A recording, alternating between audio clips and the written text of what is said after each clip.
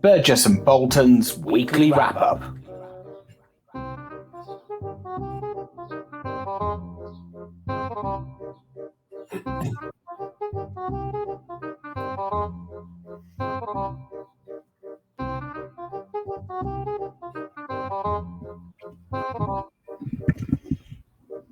Hello, Ben. Hello, Jeremy. Can you hear me? I can. I forgot to turn my mic up. I forgot to put the sound on. It's all going wrong. It's all going a little bit wrong, but we're here. We shall see if anyone joins us later.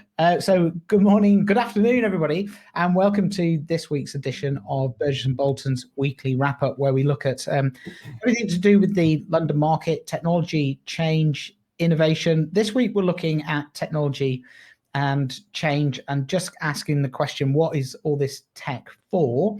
Hopefully, we're going to be joined by Paul Rich. We're having a few technical problems getting him on, but over the next few minutes while we do the news, hopefully he's able to join us and we can talk through some issues. But let's get cracking. So, Ben, I've got news. So the big story this week, well, it's not really the big story this week. It is, here we go, that TinTech is coming up a week on Tuesday. So that's good. Why is it never played the first time we do it? Oh, there we are. So that's one of the reasons we're doing our technology and change show today. The reason I thought I'd mention it is because although it's mainly focused around GI insurance and the challenges within kind of retail and SME insurance, there's a lot of people from the London market attend the event. And I get a feeling that's because they like to get outside of their perhaps London market bubble, just share some experience with other practitioners in the same space, but a different sector. And it's surprising how many people book onto that. So we're going to talk about some of the technology focused around the London market, and I'm going to bring in some of the sessions during the course of the show and hopefully share some experiences that you might want to come along and attend or watch a catch up later. But that's coming up a week on Tuesday. Really looking forward to it. Actually, got some good speakers along there, and it's not a techie event, so it's really looking at some of the strategic issues that we like talking about, especially the way that technology is driving change and enabling new ways of working, which I think we'll touch on later in the show. Yeah. My other bit of news is that it is the football. Now, there's two things. I'm actually getting quite excited about this. Now, firstly, Euro 2020 is really confusing me because I'm just, what year is it? Where am I? What the hell's going on? Yeah. The other thing is I got the wall chart ready, and look at that from the Sunday Times, and they put it as a circle. Oh. It's terrible. How can you? Oh, you can't work that out. Which is 94 Road to World Cup signpost thing. Yeah, not happy with that. That's not very good. No, I've got a very lovely spreadsheet with all of the teams and the scores. I'm in a syndicate of people where every score and even the yellow cards and everything gets monitored. Wow. So, yeah, it's amazing. You can do it if you want. I'll send it over to you today. You can join in. If anybody wants it, it's a tenner to enter, and it's good. It takes you about half an hour to fill it in, but it's all right. It's quite good, and it's for a good cause, by the way. It's for cancer charity, so yeah. All right, great. Not mine, someone else's, but yeah. Yeah, good. And my tip for the tournament is Italy. So I think they've been, they've been at long enough form for a while, but. I rate Mancini, and so I put a tenner on them last night, 8-1 last night. Fourth in the odds, fourth favourite. Yeah, I had a look at this morning. Italy, France and England, Belgium, Italy. Don't think I'll be going for North Macedonia. I'll tell you what I did do. I put £2 on Finland. Yeah, 700 to 1. Yeah, each way. So if they get anywhere near, I'm in. Drinks are on me. My underdog tip is Austria. That's a good tip. Yeah, I think they might be all right. But in the end, on my spreadsheet thing, I had England to win. Good. Well, bit pointless doing it otherwise, isn't it? Really. Indeed. I did one thing though, that on the penalties, which was that I had England to win against Germany, but then on penalties to lose if it went to penalties. Right. Yeah. I had a real metaphysical struggle with that, but the logic, it was head and heart time. But I'm afraid I gave the penalty still to Germany. There we are. Right. You've got a bit of news as well. The LNG 5-point plan. What's the... Okay, so the LNG, this is interesting. This is kind of worth picking up on. It's post-Brexit. It's London Market Group has put out a plan. It's called a plan for the future, but I think in reality it's let's grab some stuff now that we're out of the European Union and support the London market. So it's basically a 5-point plan, most of which really is around getting regulators to in some ways kind of move away a bit from a sort of completely level playing field and I suppose favour a bit the London market. So there's a number of areas. So I don't entirely understand how all these link up. So there's a sort of point about the fact that the London market deals with large complex risk and very large corporate buyers, and therefore they should have a lighter touch on regulation. In other words, not like consumer type regulation, which I think is probably fair enough. There's the second point, which is about basically having a sort of what they call an international competitiveness duty for UK regulators. In other words, that all the regulators sort of buy into an idea that they'll give the UK a bit of kind of favour, I suppose, in the process.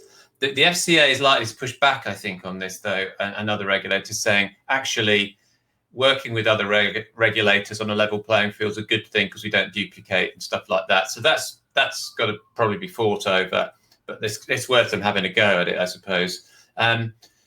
Reforming the Solvency II regime, which is not a surprise, that's an opportunity that they could take. So that would make London more of a natural home for foreign insurers. Increasing choice of buyers and growing the market, developing and promoting a UK captive industry. So basically supporting, I suspect here there's some kind of tax efficiency to this that would help as well, that the Treasury could offer. So quite a lot of, and then there's a whole sort of thing about, access to overseas markets. So really promoting London overseas on trade delegations and the like. And I mean, it's quite good. It's Caroline Wagstaff, said it was time to reinvigorate and refresh, a good opportunity, which I would probably agree with. So it's a big one if they do pick up some of these things, because obviously it could really give a boost to the whole of the London market, and that would be a good thing, obviously. But it's kind of interesting they haven't gone for, the ABI has asked for capital changes, a much more fundamental separation, if you like, of the UK from other markets. But LMG didn't go for that. They said just have that they've said let's keep that as a level playing field, simply because they feel it would sour relations. Yeah, and it's actually good timing on their part, isn't it? With the G7 and the kind of the launch of the global outlook for Britain. So that's good for them. It kind of ties in. So I suspect I haven't seen it, but I suspect the banking industry has done something similar. But it would be interesting to see how the government responds really to saying how far away are we how far are we going to move out of alignment, if you like, with particularly Europe, because that's where the issues will be. I mean, we've already got the sausage war, obviously, which could have been a news item. I think that there is that I guess that's all going to be sorted out first, and there'll be all sorts of quite complex considerations really about the whole post-Brexit world. So I think this is an early grab. I think, as you say, the timing's good. I think if they get some joy out of the Treasury then and the regulators, then that will be a positive step. How much of it they get, I I don't know. It'll be interesting to see. But the Treasury said it's considering it, along with the FCA. Good, excellent. Right, let's move things on. So we, as I said at the top of the show, are looking at technology, and the next part of our discussion is what is the point of all this tech? And perhaps, Ben, you can introduce this item, the context to it, just while I see if I can get Paul Rich from Matsui Consulting to join us. Yeah, so what we're talking about really is that there's a huge amount of discussion, obviously, in the market about tech, and rightly so. I think although we work with some of this, we're beginning to get a bit confused by all the terminology, what's kind of really going on. And I think one of the frustrations that you and I have felt, Jeremy, and talked about a lot is where's the customer focus in all of this? I think probably my view, just to, spoiler alert, is to say that actually I think there needs to be more of a balance, really, between talking about tech and talking about benefits in the end. And I think but I also think we've got to recognize that, as you referred to early on, there's a sort of dynamic of a lot of very, financially strongly backed organizations coming into the market who will inevitably be either a catalyst or a driver for change. So there's a lot going on. It feels quite fragmented. So in the end, you sort of ask, what is the point of all this tech? I just wanted to read out one quote as well, actually, from a survey that we've done on the traders who are using PPL and Whitespace, and someone said, the question was, what would you like to see in terms of positive developments in e-trading systems in the next 1 to 2 years? And this person, I'm not sure if this is a broker or a underwriter, but said, unfortunately, the market has dragged its heels in moving into becoming digital over the past 20 years, and there seems little change in sentiment currently. Although it is obvious that there are benefits from becoming more digital, and other industries have shown this time after time, the insurance industry remains stubborn in its view that it can't be digitalized despite more complicated transactional business having done so. So it's interesting that we're still getting that. And the other things that we're getting through is we want more user friendliness, feedback from people using these systems. So it seems that somewhere in all of this, the desires and the hopes of the people who are using these systems are not yet being met. And there are some fears as well that they won't be. So there we are. There's my intro. Thank you. Put that in your pipe and smoke it. Yeah, have that. Paul, hello, welcome. Hello there. I think we're on. I think we are, yes. Yeah, and Paul, as soon as we do something on tech, the tech breaks down. Brilliant. 100%. I was thinking that as my computer was rebooting just then and started to panic. So we never panic on here, Paul. Never. Never a panicked moment. No. So delighted you could join us. Paul, friend of the show and MD of Matsui Consulting. Yeah, wanted to kind of bring you in on this topic because you're close to a lot of the work that's being done and can perhaps fill our gaps of knowledge that we've got. But it'll be an interesting talk. So thanks very much for joining us. And just to kind of build on Ben's introduction there around, what is the point of tech? Do you feel, as somebody that's close to the market, that do you agree basically with Ben that there is kind of this lack of, I don't want to say lack of direction, but lack of clarity about where we're going, what we're trying to achieve? Or do you think the fog is starting to lift? What's your take on it?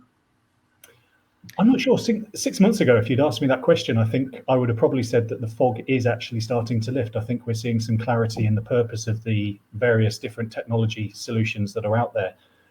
But as of today, I think that maybe we're suffering because there is just so much. There is so much tech. There is just so much choice.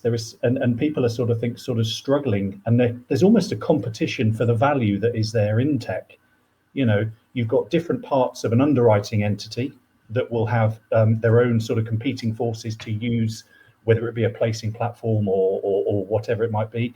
You might have client-facing people who would have a different sort of view on things. And I think at the moment, there's almost like a bit of there's a competition for the value that can be deemed to be taken from the tech that's on offer. There's just so much of it.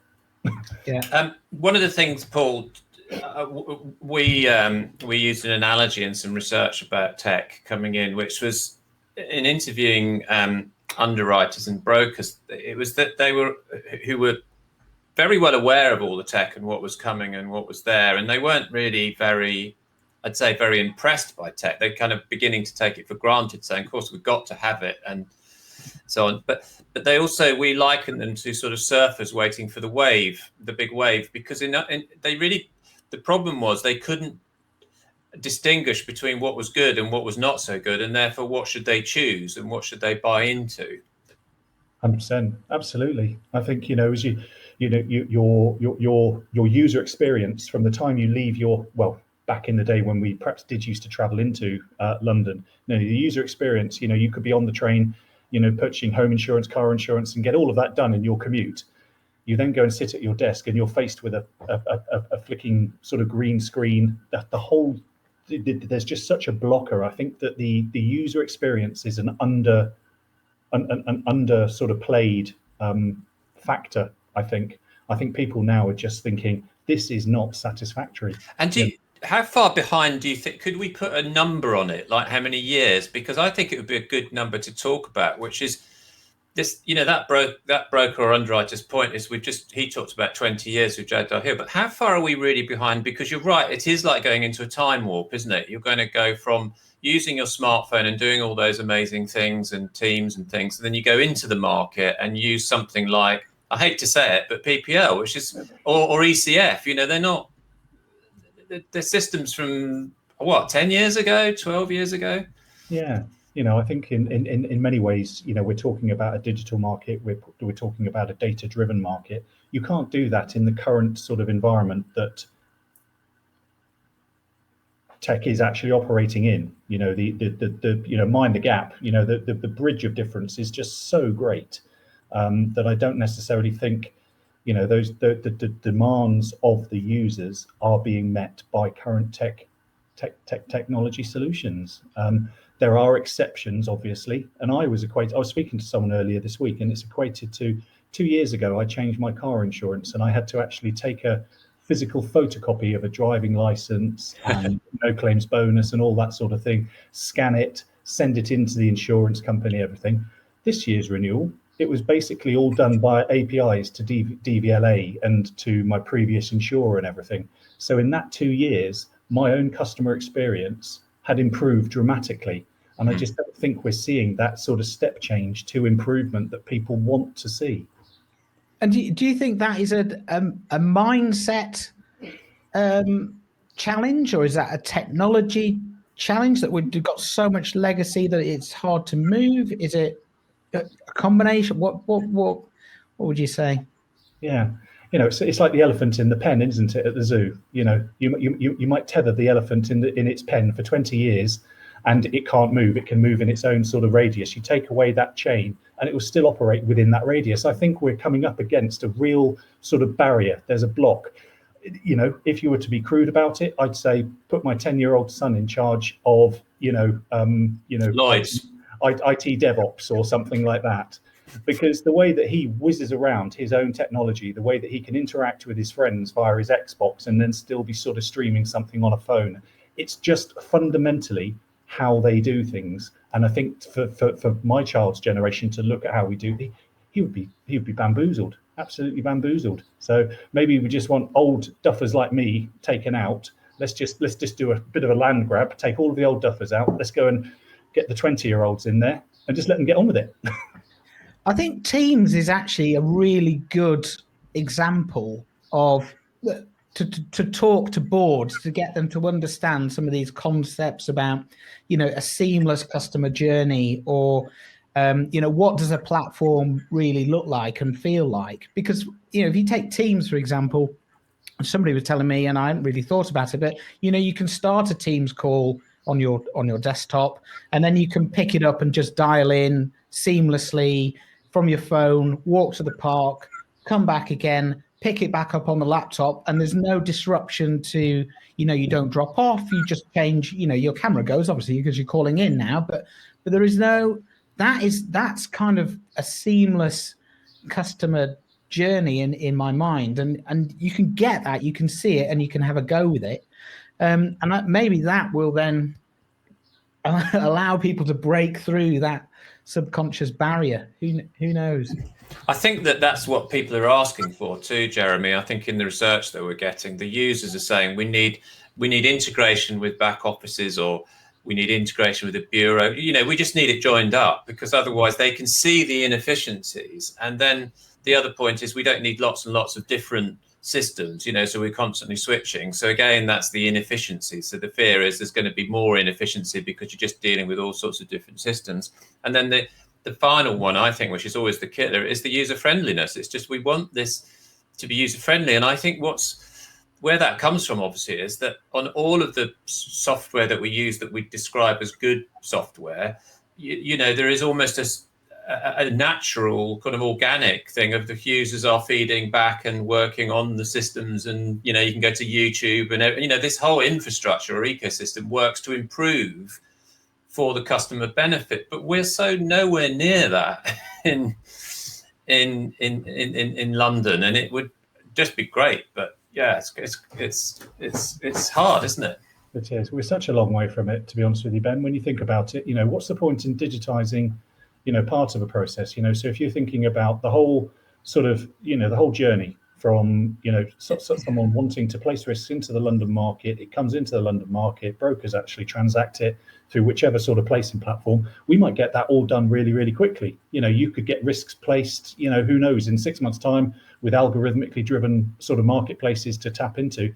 You could have slips filled in seconds. What's the point in that if it then takes the claim 300 days to settle on that particular contract? There's no sort of continuity, and again, I go back to the earlier point. There seems to be so many competing factors all the way along the sort of value chain. It's a bit of an overused term, but it really is that, isn't it? So I was just going to say, Paul, so it's a great comment from Nick on the right, and thanks for supporting, I think, what I was saying. But I agree.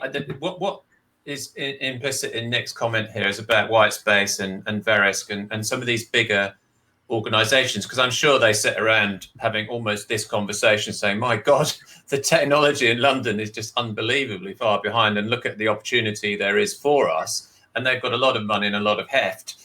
Are they, do you think, going to force this change? Because how could they live with all this poor UI and things like that? I mean, we can come on to Whitespace in a second, because they do seem to be ahead of the game. But are they just going to force this and make it happen? Is it going to go outside of Lloyd's? Is it just, the big companies are going to do it, and that's the saviour?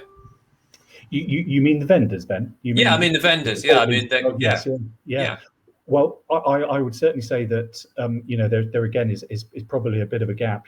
Certainly anecdotally, speaking with vendors as I do, sometimes maybe there is that sort of communication sort of mismatch, dare I say it, between what the vendors can deliver and what, I'm not going to say Lloyd's, because this isn't about bashing Lloyd's necessarily, is it? This is about supporting a marketplace. This isn't about Lloyd's, this isn't about the company market, this isn't about the broking market, this is about the London market as a collective. How can we make London more attractive to do business? It's an international hub. It should be right at the very spear tip in terms of technology provision, the processes employed to support the business that goes through the marketplace. And it just isn't happening. It just isn't happening. And I just wonder at the moment if we're at this kind of this point of divergence where people are just going to just get on regardless. All of this money that's been spent on modernisation initiatives, whether it was LM Tom, whether it was, whether it is the blueprint, there's so much money been sort of spent on this for what seems to be a very binary point of reference in terms of the savings. We've talked about 800 million of savings here. That's quite a number. It's a big number, but is it really the important measure by which we deem to have been successful in this transformation journey? I personally don't think so. I think that COVID has perhaps done more to transform the London market in terms of its operational output and structures than any of the modernisation initiatives that have come previous to it. So, that perhaps is a bit of an indictment to the modernisation initiatives. But I think the reason that COVID has probably pushed things on further is because we haven't had a choice. We have had no choice. We've all had to work from home. We've all had to sort of operate within this environment. But unfortunately, if you give a marketplace too much choices, you're going to go down. No one's going to ever make an effective decision. You almost need your arm behind your back and being thought, right, do this. This is what's going to happen. This is how we can express ourselves in the most efficient and best way possible. Paul, you've had a look at white space, and we haven't. Ben and myself haven't seen the actual software in action, but I think you have. And is it moving towards kind of the vision that we've been talking about, where it seems to be a lot easier to transact? You don't have to be in the market. What's it look and feel like for you? Well, from my own perspective, and I'm certainly no expert on, but from a look and feel, from the transactional element, the inter sort of play between the devices, people on PCs, people on tablets, people on mobile phones, the interactions, and everything seemed to be very nicely wrapped in a user experience, which to my knowledge represents a nearer sort of facsimile to what people are expecting and used to in their daily lives. So that's a really good point, isn't it? And I think I've seen this in the research that we've done, that it keeps coming back to this, is listen to the customer, listen to us as users, get the user feedback. We do the job, we do this, but there is definitely a gap there. And I wonder if that's where a lot of the problem lies, which is that, as you inferred earlier on, people who know better in senior management say, well, we're going to just buy this and that's it, make do with it, instead of actually allowing users to say, this is what we want and this is what we want. Because I think they're very clear about that, what they want, because both they see it in their daily lives and they know what could enable them to do their jobs better if they had it. I mean, I've had years and years of claims people saying we need MI at the fingertips and we could do a much better service, through COVID, placing brokers saying we need to be able to broker stuff. So there's a big gap, I think, around things like instant messaging. I mean, Bloomberg blew open the whole trading market when they did IM, which is a very simple thing, but it triggered a big change, which was that everybody had a Bloomberg instant message and they started to trade. So in a way, the market was then built around Bloomberg IM. And Bloomberg IM, of course, wasn't the old Reuters workstations and things. So the experience is there, but I think that somewhere for me that we could talk about. I know it's APIs is the thing and everything in the end, but there seems to be some lacking pieces here around just simple communication to allow. I'd love to just see brokers and underwriters sort of tapping away on the phones and doing deals. I don't know why they can't. Absolutely, they should be able to do that. That's the environment that we're all working to. The expectations are there. And the bar's been raised. There's no doubting it. The bar has been raised. But quite rightly so, because it was at a pretty low level prior to anyway, wasn't it? So, you would hope that we would be able to move on from where we are. And you know what? Funnily enough, I was just before this call, I was on a call with a colleague of mine who works a great deal in the London market around sort of delegated authority and things like that. And he's of a similar age to me. And he said his first job in Lloyd's was basically as a Bordereau sort of checker. He would actually have someone that would be typing out Bordereau from a printer, and then they'd be rekeying it into like a little IQ 400 little. And he said, in all honesty, he doesn't think that in the 30 years of his career, that particular aspect of tech has changed. I know that we've got there's some great tools out there, but we're still talking about Bordereau in a delegated authority environment in 2021. How can that be possible? Simply put, how can that be possible? It's a perennial frustration for me, and I think sometimes it's not just about technology, it's about mindset, discipline, and people just saying, look, this can't go on. Move the story forward. Yeah, That's really interesting. Paul, I've got a surprise for you. I've got a quiz. I've got some quiz music. The production values are astonishing on this show. Yeah, talking about modern. Yeah, talking about modern. Here we go. I've got a quiz for you. So I'm going to put these up on screen. So spot the odd one out. 5 seconds.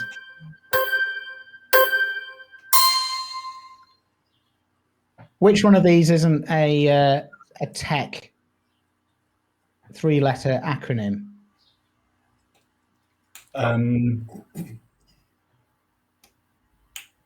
ALP. ALP it is. ALP. That is it's a mountain range if you put an S on the end. So there we are. I chose ALP as well. Private. Yeah. Well done, Ben. I just put that up because it annoys me, and I've said this before about terminology and acronyms in the London market, and not just tech, but the way that people just use interchangeable language for the same thing. I mean, InsurTech is my real bugbear because they call InsurTech as a new startup technology company, and they still call InsurTech a new startup insurance company, or anything to do with insurance that is a new startup company is InsurTech. It's just like, can we just decide what these terms mean? And within the London market, I don't know why. I think they just do it on purpose. So I got another one here, the interchangeable terms. Oops, not that one. Sorry, we've had that already. So what's the difference between these interchangeable terms? DXC, the Bureau, Exchange and Central Services. In a paragraph, people will say, the same things. It's just really annoying. And I think if we could just decide what the terms are and then stick to them, I think life would be a lot simpler. I don't know if you agree with that or not. Absolutely, I do. This is a market full of acronyms and other bits and pieces. It's like we all used to call Hoovers. They're vacuum cleaners, but then obviously there was a brand, that sort of came in, and we all sort of used a brand name for an item. It's much like DXC. DXC is a commercial legal entity, isn't it, that delivers services, but it's often referred to in that same kind of vein. Mm-hmm. But no, I share that frustration for sure. Yeah, especially around InsurTech. I don't know what an InsurTech is now. 12 months ago, it seemed to be something very, very different to what it is now. I think what they do with it is it's like blockchain. They've started to use it as a justification for raising money. You say, what are we going to call ourselves? Well, let's call ourselves an InsurTech, because that, that's a way of short form explaining to investors that you're worth investing in. But what my worry is that what we've got is a sort of tech arms race, or all sorts of things coming in, everybody piling in, and it all becomes an end in itself. Do any of them really care in the end about the customer service? I know they'll all profess they do, but I think you have, my experience of customer service and customer propositions, you really have to think them through carefully, and you have to live them. And I was talking the other day, contrasting insurers and how they develop or don't develop products for customers, and going to, I think we were talking about MasterCard or someone in another part of the financial services, and just how much effort and work they put into the customer versus insurer. We were saying, we see nothing going into the customer, no thinking, no intellectual input on what does a customer want and what are the benefits that accrue, because it's not just as simple as saying, oh, it's a bit faster, it's this, that, and the other. I mean, there's massively more to it than that. And then you've got branding and you've got packaging and everything else. So if none of that conversation is happening, then the tech doesn't have a context, I don't think, to work in, other than 800 million of savings. Who really cares about 800 million? Does that get anybody up in the morning? Nobody. It's just it's a piece of PR for the market to say we'll save some money. Well, that's right. Probably the annual savings that you're looking at the Aon Willis Towers Watson merger. You're talking about hundreds of millions there. That's two of the largest sort of broking entities in the world. So you're going to expect some big numbers, and that's what I think that 800 million figure was a little bit spurious in its intent. Yeah, and so do you think? So just talking about the brokers, because the InsurTech, London InsurTech London, sorry, Jeremy, have put a report out, which I thought was quite a good report, but they said in there that certainly it's the brokers who could break the, who are holding up things in some ways. You know, they're holding up things like PPL and Whitespace. They're all hanging on to that. But then, you know, that is a logjam for the industry, and that needs to change. Yeah, I think, you know, the brokers do hold the power in this to a great extent. And unfortunately, the disproportionate amount of power that's wielded, you know, at that sort of very, very top end, it is very much a case of the tail wagging the dog. And, you know, quite rightly in many respects. But, you know, if you've got brokers, this may be, it's not a controversial statement at all, but if you've got a broker that is going fully digital and they adopt all of these digital processes, placing platforms and everything, yet, you know, they're still charging the same sort of fees, and the structure itself to support that business doesn't change. You know, you can have the best tech in the world, but if the other bits and pieces, it's like the contractual disputes that we've seen through COVID. You know, we've had, you know, the insurance market's name kind of dragged through the mud. Those particular companies that were subject to FCA judgments and all that, they could have been the most efficient, most operationally sort of direct companies going, but they're obviously completely missing the ball in terms of the customer exposure and the customer outcomes, weren't they? And I think you've got to get, I think that what this leads us to is you've got to get buy-in, and you've got to have this as a grassroots revolution, not a top-down imposed thing. You know, I mean, some things get imposed because you've got parameters and things like that, but I think there's too much of the kind of ownership here, you know, and too little of the sort of democratic, somewhat democratic thing that you can do with normal software outside of this market, you know, where you can pick and choose and use and, you know, mix and match, but it all plays to certain standards that you get to know and you know how they work. But that may well be the way forward. And my hunch is it's going to be around communications, because if you can put tools into the hands of the underwriters and brokers to just not bother about who they work for, but they can do it, and they become more mobile then in their jobs, as they did with the Bloomberg IM. Your future technology is kind of defined by that, really. That's the gig economy in concise detail there, isn't it? You know, that is basically how, you know, the gig economy has developed. Yeah. You know, you've given the flexibility to an area of the workforce that didn't have it. You know, you could have a delivery driver that 1 minute is working for Deliveroo, one could be doing Just Eat, one could be doing another. And I think the same kind of principle applies. But I think that there is probably just a bit of a frustration in terms of delivery at the moment. Expectations aren't being met, shall we say? Yeah, agree with that. And I think just to kind of finish on the point that I started with at the top of the show, when I put Tintech as a news item, and the reason why so many people from the London market are probably attending that event to hear kind of GI retail SME experience of being customer centric and what that means in an organization. That, you know, and I agree with you, Ben, you know, that is the starting point. Understanding who your customers are, what they want, and then coming up with processes and products that meet those expectations in a way that they want to interact with you. That then starts a conversation that is completely different to the conversations that we have in the London market, you know, which is about how do we fix this broken process by putting a bit of, you know, sending a PDF rather than a letter in the. I was just going to say, do you know what, I was talking to a client the other day, and they're coming to terms, or trying to come to terms with what is a customer.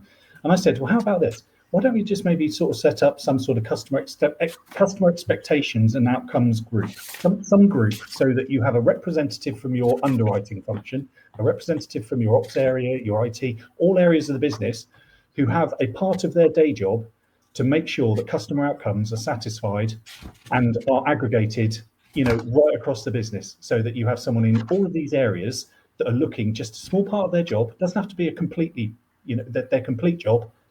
Is this going to represent good customer outcome? Is this, and then challenge themselves, be really challenging, and then funnel it through some sort of group or committee or whatever it is. And you could even do that on a market-wide basis. I don't see why not, but you're right. No, not enough focus in the London market has been put on the customer and the outcomes that they expect. We've relied far too long on the attraction of London as a centre to do business, which is being ebbed away. You know, people haven't been able to come over for their annual sort of jolly to London and sort of be whizzed around all of the various sort of hostelries and things like that. So, you know, we've got to have something better than, you know, a pint at the Lamb to offer our clients. And there's a big opportunity because, you know, I've got this phrase, a crisis doesn't test performance, it reveals it. It used I nicked it, but it was test character. But I think that's true. I think COVID has revealed the weaknesses of the industry. If I look at claims service right around the world, it's going down. I mean, the US, we've just got some claims service stuff back. It's terrible. It's dropped off a cliff, right? And if you look at the systems, the claims portals and things, they're very patchy. Even from the big players, they're not covering everything. And you think in 21st century, the size of the institutions we've got, and America is a dispersed market in insurance terms, you'd have thought that would be a priority, but it isn't. And it's shown that, you know, all the what they call claims advocates over there are saying, well, we just can't get in touch with anyone. We can't communicate about the claims, right? It's that's a big hole. But if London could get it right, you know, I'd like the whole of the insurance industry to get it right. But you're right. You have to raise the bar. We have to say that there's an opportunity. You don't just talk about cost savings. Otherwise, it's dull and boring, and it doesn't reflect a reality. No, absolutely, it doesn't. No, 100%. Good. Well, great. Thank you ever so much. I think we could talk about this all afternoon, couldn't we? Yeah. We went to the pub. I think you went out for something called lunch yesterday, Ben. I did. Yeah, it's a newfangled idea that you meet somebody in a what's it, like a city centre, and go into what's called a restaurant, and you have sit face to face, have a lunch conversation, glass of wine or beer. It was good. I thought it was quite good actually. I thought it'd catch on. Right. That sounds like a great idea. It does, doesn't it? I think I'd need to see the flow diagram though. I'm not sure exactly how it works in my mind, but yeah, we can catch up with that afterwards. I think it should be mandated. That's the only way we're going to get people into restaurants and pubs. Not because they want to. We have to mandate it. If Lloyd's ran the catering industry. Paul, thanks so much for coming on again, and sharing your thoughts. We'll get you back in a few weeks' time as things develop, and it'll be interesting, I think, as well. I mean, we haven't touched on it, but as people start to go back to work in the autumn, I know you said that it's not going to go back to the way it was, but it's just going to be fascinating how it pans out over the next 6-12 months. So. Definitely, no, it will be a different place. But we've all got to get on with it. You've just got to get on with it, roll your sleeves up and crack on. Quite right. Great. Right. Have a good weekend, Paul. Thanks for joining us. Thanks, Paul. You're very welcome. Nice. Catch up soon. Bye. So that was good fun. Like I said, I can talk about that all day, I think. And we will do in Tint. Good. I think you do anyway, don't you? That's all you talk about. That's what you talk about at dinner with your wife and things. I wonder why she sits in a different room. What are you doing this weekend? Well, I'm home alone. My wife's gone away, so I'm looking after kids, taking them to football. A bit of a taxi service. But it's going to be very hot, isn't it, in the southeast? Yeah, apparently 30 degrees. Apparently, 30 degrees. You were saying, wow. I've got an afternoon this afternoon. Well, this morning's been mad, but then this afternoon I've got the end of Goodfellas when he's got to stir the pasta, then he's got to go and drop the cocaine off, then he's got to do all this stuff. He's paranoid about the helicopter. I've got that without the drugs. I'm picking my daughter up from school, getting some gerbils. Then I've got other kids arriving at various times with nut allergies. I'm like, oh God. Just to, But, I know. It'll be good fun if it's hot. That's it's going to be a good weekend. Yeah, it'd be good. It'd be nice. But I think that's a bit too hot for me. I think it should be slightly cooler. Yeah, indeed. Well, I bought a swimming pool, like an extended paddling pool. I set it up last weekend, and it is good. It's good. Really? Yeah. You want a photo or it doesn't exist? Nick, you should tune in more often. I wear it every week. Apart from when I lost it, someone stole it. But anyway, I got it back. But, good. And he wore some very tight-fitting tie number, which was just not good. Yeah, you don't want that. Good. Right. Thanks, everybody. See you next week. And thanks again, Paul, for joining us. Yeah, cheers, Paul. Thanks, everybody. Bye.